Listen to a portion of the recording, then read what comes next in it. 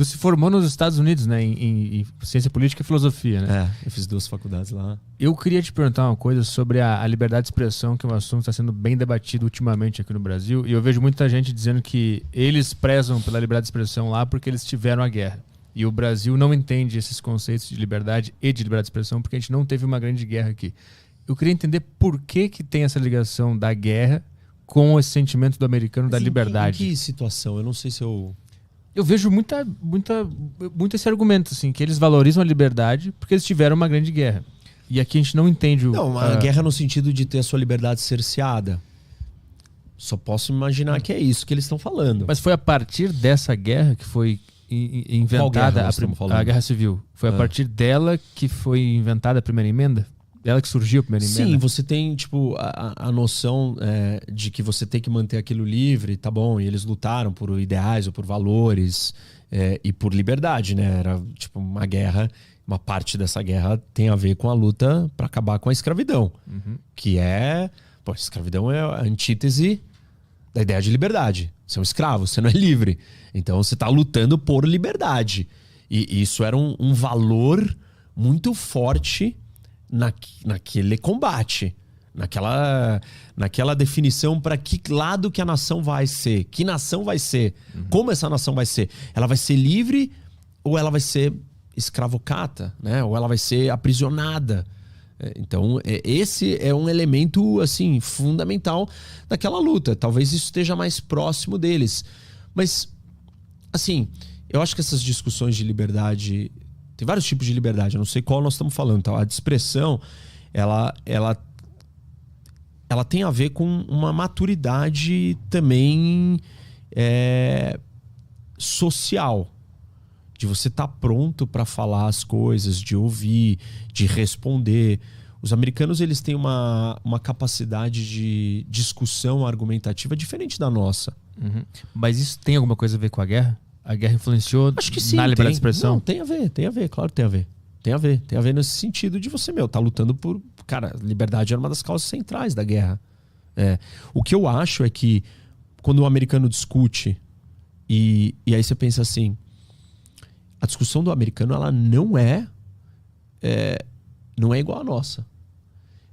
Você tem competição de debate. Você tem clubes de argumentação. E eu ataco o seu argumento, eu sou incisivo, eu sou duro. E a gente não é assim aqui. E não adianta achar que agora, tem um monte de gente aí combativa. Não. Não é argumentação, não é ataque ao outro. Não é ad hominem. Não é adjetivar você, o Arthur. É atacar o seu argumento. Não a sua pessoa, e não usar todos os outros recursos e falácias argumentativas. E lá eles fazem isso com mais naturalidade, isso não é pessoal. Aqui é pessoal. Nós somos muito emotivos, nós temos menos maturidade intelectual. Porque maturidade intelectual requer a capacidade de você, ouvir, contra-argumentar, não personalizar, não mexer com as suas emoções. A gente tem uma cultura cordial. Você discordar de mim, sabe, pega mal. Já meio que cria um clima. Não é uma coisa tão agradável, não é levado tão suave. O outro já fica... Já meio levanta a armadura. Não é natural isso. E para eles é muito mais natural. Eu acho que aí você cria um ambiente onde essa liberdade de expressão, ou a lidar com todas essas facetas da liberdade de expressão, se torna mais fácil. E eu acho isso melhor. Aqui nós ainda temos alguns problemas. A gente não sabe... A gente não tem essa sofisticação que nem da conversa da sombra, que nem do equilíbrio do nacionalismo com o fascismo. Falta isso para nós. E aí a gente pode perder a linha, que é um problema da Europa. Certos discursos não são permitidos na Alemanha. Tem menos liberdade de expressão. Mas por quê? Os caras já perderam a linha. Né? E produziram o que produziram. A gente tem que medir isso de acordo com o nosso estágio de maturidade. Mas como é que se explica que um país que combateu diretamente os nazistas na Segunda Guerra permite um partido nazista existir lá? É que ele não é declaradamente nazista, né? É um nazismo meio light, assim, os caras meio que... Tá tá suave. Mas sabe o que tá acontecendo? Ah. O serviço de inteligência alemão, o serviço de segurança interno da Alemanha monitora o AfD. Monitora. E isso todo mundo sabe que eles estão sendo monitorados. Sim. E o governo mandou e deu uma ordem: monitore. Cara, fica em cima. Olha cada coisa que esses caras estão fazendo. A Alemanha monitora esse partido nazista americano. Isso. É isso? Não americano, alemão. Tem na Alemanha. Tô falando da Alemanha, né? Que tem o AfD. Lá tem um partido. O partido neonazista, ele não é. Ele tem algumas ideias, ele não é um nazista. É diferente dos Estados Unidos, que tem mesmo. Tá, entendi. Eu entendi. Achei que você tava falando da Alemanha. Não, eu devia ter deixado mais claro. Porque a gente tá falando da Alemanha, eu pulei pros Estados Unidos do nada. Mas como é que é? Porque os Estados Unidos teve uma participação muito forte contra os nazistas na Segunda Guerra, né? E lá é permitido o partido com a suástica e tudo, tá lá os caras. Como é que se explica essa lógica pro Brasil entender o que tá acontecendo ali? Porque os Estados Unidos parte do princípio de que o marketplace of ideas, o mercado das ideias, ele é o melhor lugar para produzir as melhores ideias.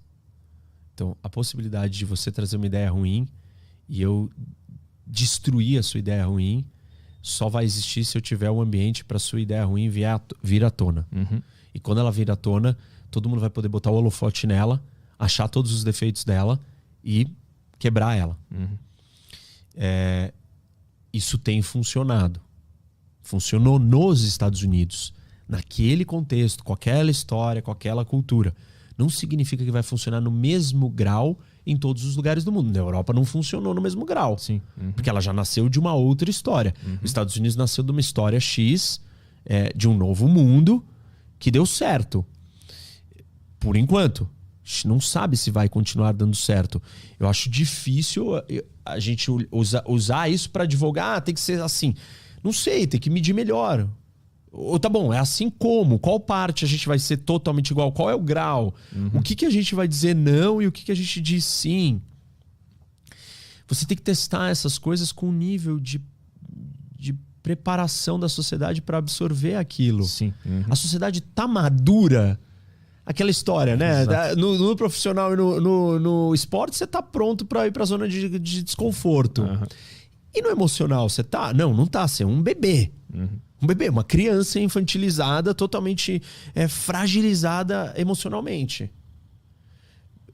Na questão da liberdade de expressão, a sociedade brasileira, e eu não estou defendendo nenhuma forma de censura, não é isso. Eu nem sei nós não estamos falando sobre nada objetivo aqui. Nós não estamos dizendo qual é a liberdade, o nível e o grau de liberdade de expressão. A gente não está estabelecendo os parâmetros, não, vai até aqui ou vai até ali. É que se estabelecer também não é mais liberdade de expressão. Né? Não é assim, porque nos Estados Unidos tem discurso de ódio, tem coisas que não podem...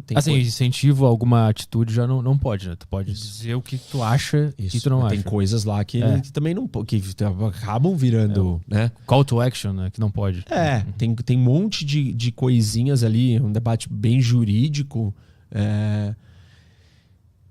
que a cada ponto, a gente tem que entrar em cada um desses pontos para debater. Mas...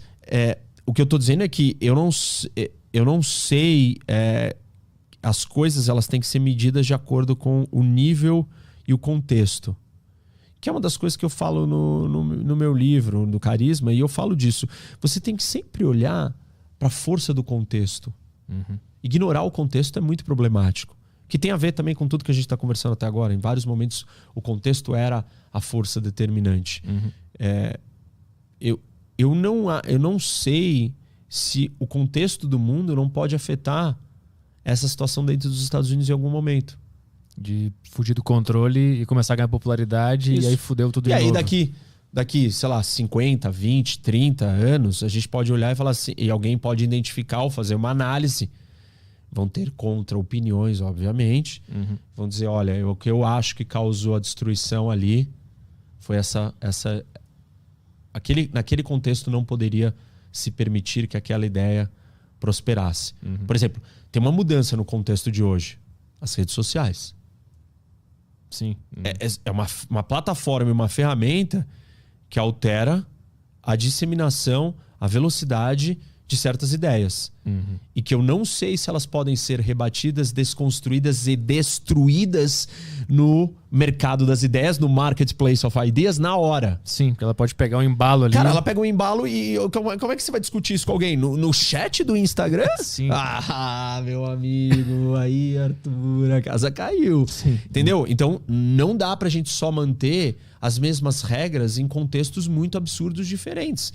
Não estou dizendo que... Eu estou observando e lendo e fazendo uma leitura de transformações sociais. Se ficar repetindo o mesmo chavão, o mesmo refrão, o mesmo mantra, você é um ideólogo cego. Se você não for capaz de olhar para toda a realidade, todos os fatores que estão em jogo aqui, você está cego. E eu tento não ser cego. Claro que eu tenho os meus vieses de cegueira, porque eu sou humano, e eu tenho as minhas incapacidades de ver coisas que eu ainda nem conheço.